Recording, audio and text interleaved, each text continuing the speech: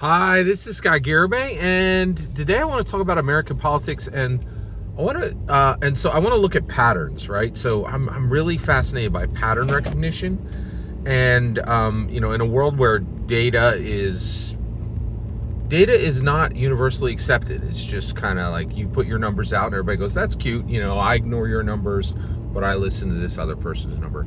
So data is as personal as like makeup now. It's like people just don't trust anybody's sources, right?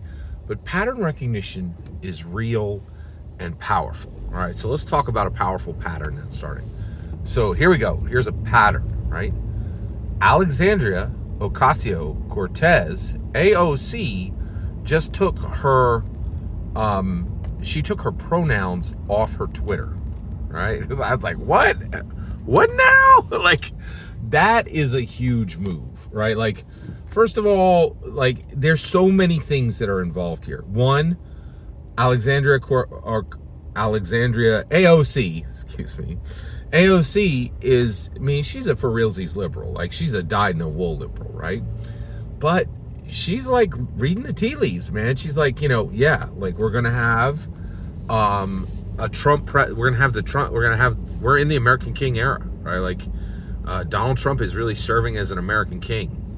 And she has to pay attention, right? She can't just roll against him because he's going to be in power for 4 years. This is real. Like, drill time is over, right? And so that's pretty significant, right? Like, that, she really is realizing, yeah, there's gonna be red power for 4 years minimum, right?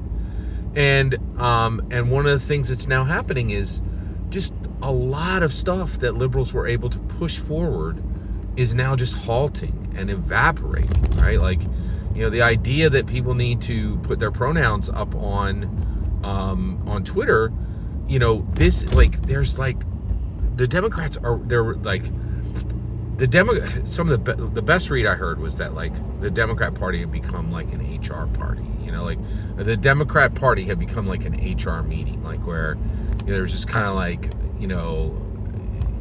nothing like exciting or good's going to come out of it, right? It's just going to be a lot of scolding and hectoring and basically AOC is now, this is astonishing, right? She is a senator. She really wants to retain, maybe she's in the House, I can never remember which, and she really wants to retain power. She wants to remain relevant. And so that means that a lot of this,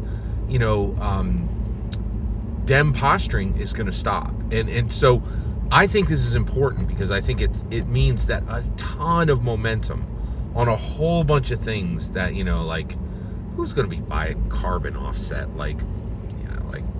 credits now, like, just complete nonsense that the Dems were able to get away with, right? Like, that are now just literally very much evaporating, just going away almost overnight.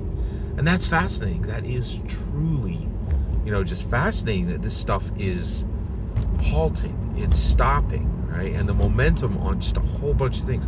So I think this is really important. I think it's really, and this is a signal, right? Because you can't find somebody more left, right? She stands for feminism. She stands for, open borders. She stands for, championing the unwealthed, right? All, like, she is a dyed-in-the-wool liberal, and she's like, the world doesn't support us pushing this hard, this far, right?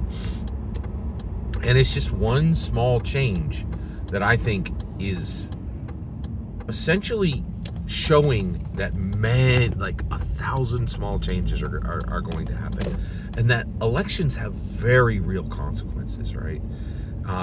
Very fascinating. I really think this is a big move. This is a big cycle change. This is a pattern that very much needs to be recognized, in my humble opinion. Every single word you just heard is my humble opinion. The important part is when I get to hear your humble opinion.